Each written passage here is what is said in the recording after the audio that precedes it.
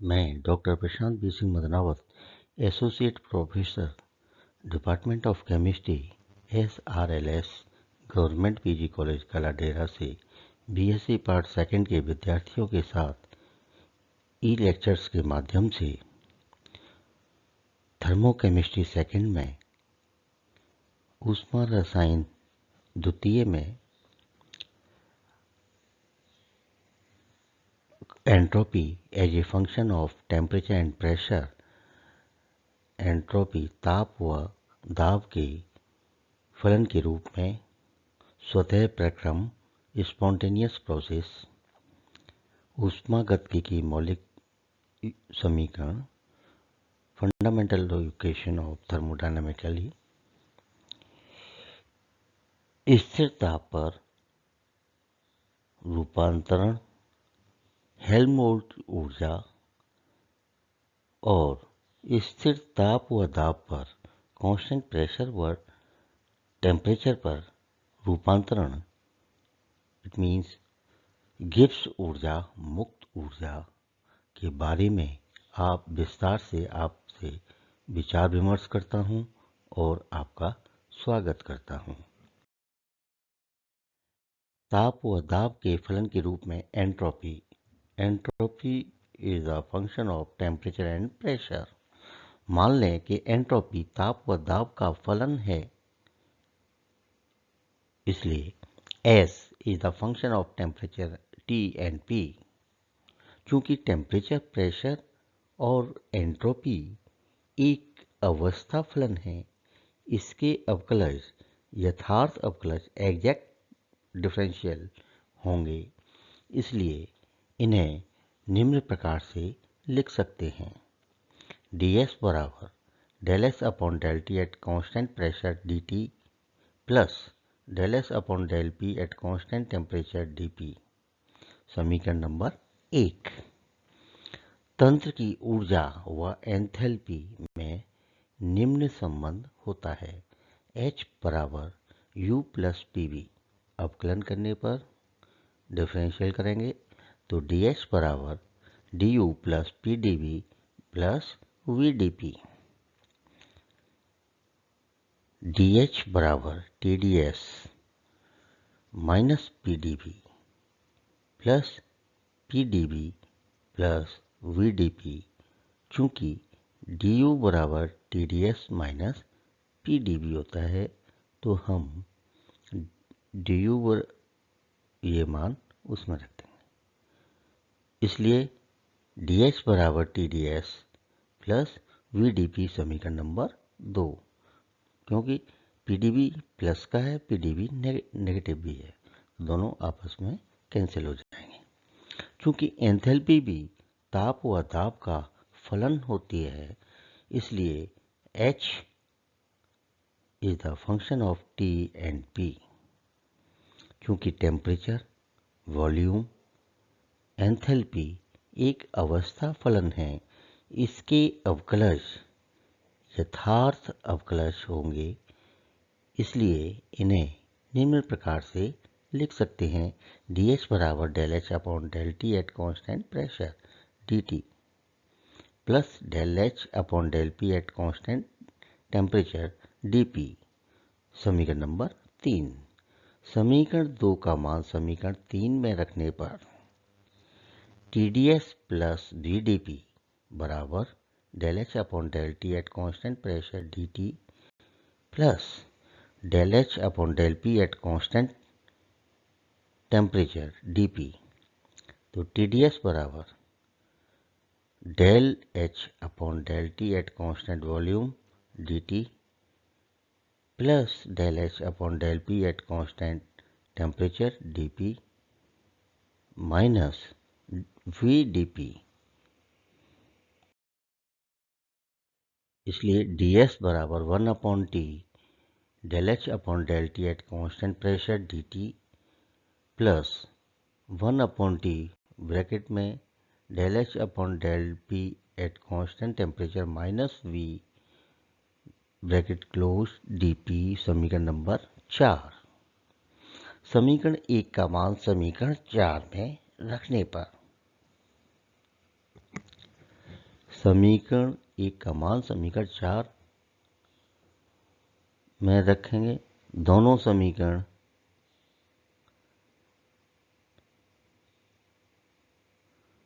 Entropy परिवर्तन को temperature व दाब के प्रेशर के फलन के रूप में प्रदर्शित करती हैं और दोनों समीकरण एक दूसरे के समरूप हैं। इसलिए इनके गुणांकों की तुलना करने पर del S upon del T at constant pressure बराबर 1 upon T del H upon del T at constant pressure. तो del S upon del T at constant pressure बराबर सी पी अपॉन टी, क्योंकि सी पी बराबर क्या होता है, del H upon del T at constant pressure. इसी प्रकार del S upon del P at constant temperature बराबर 1 अपॉन टी ब्रैकेट में del H upon del P at constant temperature minus V.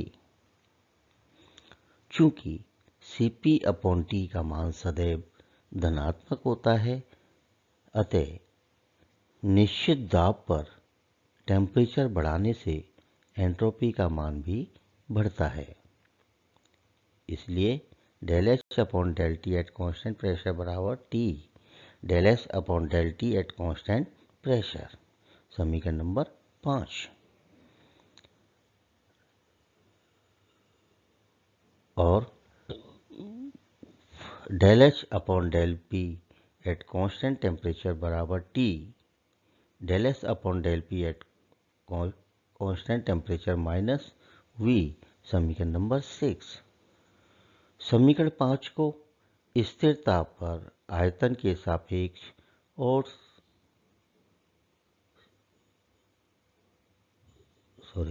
समीकरण 5 को स्थिर ताप पर दाब के सापेक्ष और समीकरण 6 को स्थिर आयतन पर ताप के सापेक्ष अवकलन करने पर।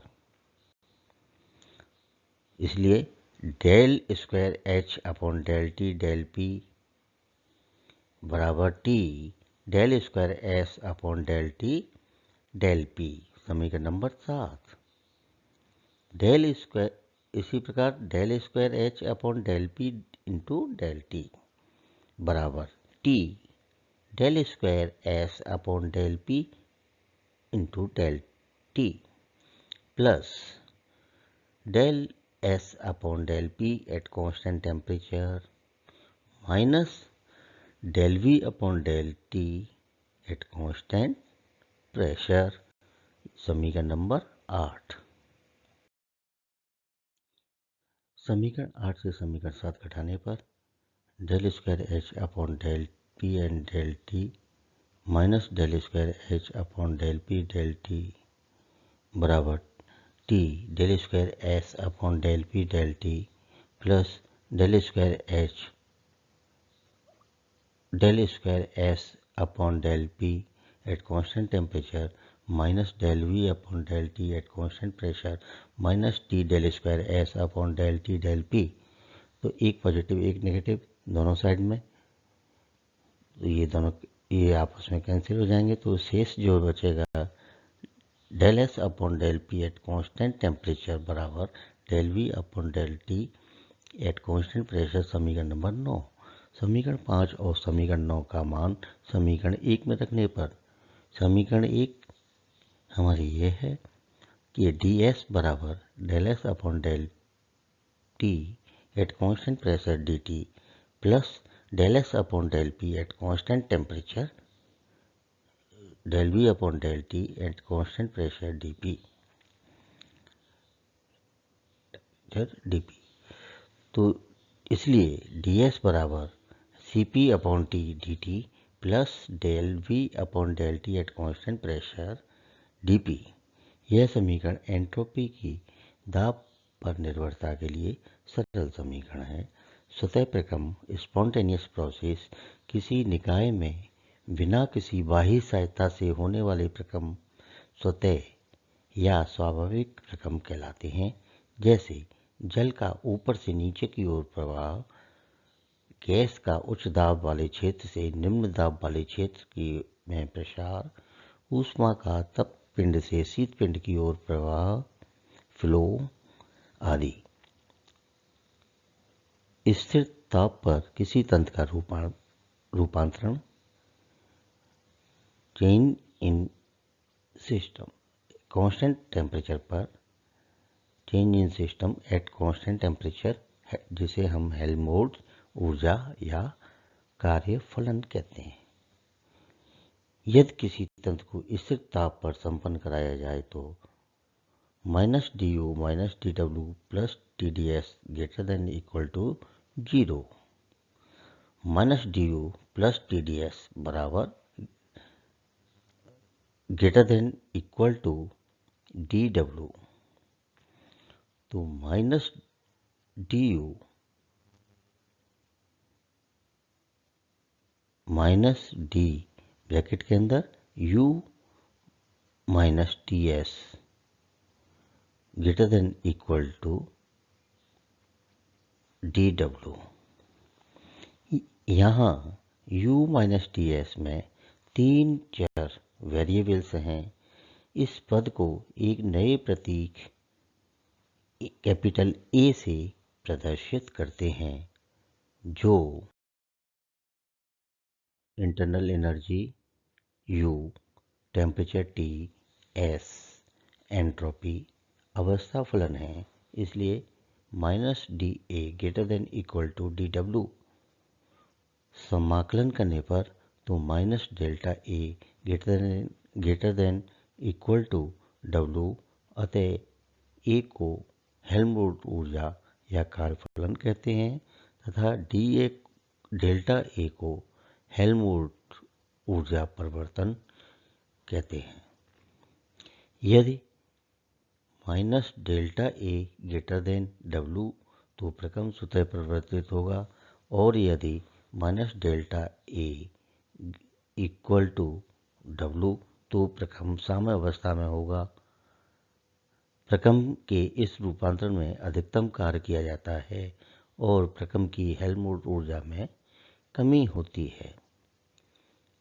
स्थिर ताप व दाब पर रूपांतरण, गिब्स ऊर्जा या मुक्त ऊर्जा। किसी प्रकम को स्थिर ताप व दाब पर कांस्टेंट टेम्परेचर व प्रेशर पर संपन्न कराया जाए तो प्रकम में प्रसार कार्य व उपयोगी कार्य होता है। इसलिए dW बराबर कुल कार्य बराबर प्रसार कार्य वर्क एक्सप्रेशन प्लस उपयोगी कार्य वर्क नेट बराबर PdV प्लस dW नेट। चूंकि TdS minus du minus dW greater than equal to 0, तो -du plus TdS minus dW greater than equal to du।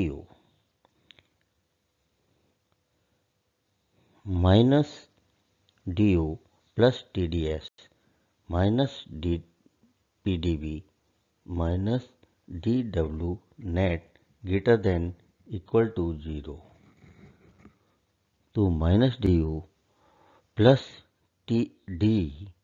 TS minus PV greater than equal to dW net. चूंकि H बराबर U plus PV, इसलिए D bracket में H minus TS greater than equal to dW net. यहाँ U minus TS plus PV में 4 variable हैं। इस पद को एक नए प्रतीक G से प्रदर्शित करते हैं, जिसे गिब्स ऊर्जा या मुक्त ऊर्जा कहते हैं। यदि कोई परिवर्तन स्थिर ताप व दाब पर संपन्न कराया जाए तो उससे प्राप्त होने वाला कार्य उसकी गिब्स ऊर्जा में हुई कमी के बराबर होता है या उससे कम होता है। तो तो minus D G greater than equal to D W net कम होगा minus D G greater than equal to D W net. समाकलन करने पर तो delta G minus delta G बराबर greater than equal to W net. ऊष्मागतिकी की मौलिक समीकरण यदि किसी बंद तंत्र पर विचार करें तो केवल यांत्रिकी कार्य ही उपस्थित होता है, अर्थात उपयोगी कार्य शून्य होगा। अतः ऊष्मागतिकी का प्रथम व द्वितीय नियम का संयुक्त रूप du बराबर TdS माइनस PdV समीकरण नंबर 1। चूंकि H बराबर U प्लस PV उपरोक्त समीकरण का अवकलन करने पर तो DH बराबर du plus PdV plus VdP। चूंकि TdS बराबर du प्लस PdV इसलिए DH बराबर TdS प्लस VdP समीकरण नंबर 2। dA बराबर du minus TdS minus SDT। चूंकि du बराबर TdS माइनस PdV इसलिए dA बराबर माइनस PdV माइनस SDT समीकरण नंबर 3। इसी प्रकार dG बराबर DH minus TdS minus SDT। तो dG बराबर TdS plus VdP minus TdS minus SDT। तो dG बराबर VdP माइनस SDT समीकरण नंबर 4 लिखेंगे इसे। तो समीकरण 1, 2, 3 और समीकरण 4 ऊष्मागतिकी की मौलिक समीकरण हैं fundamental equation of thermodynamically. Thank you, धन्यवाद।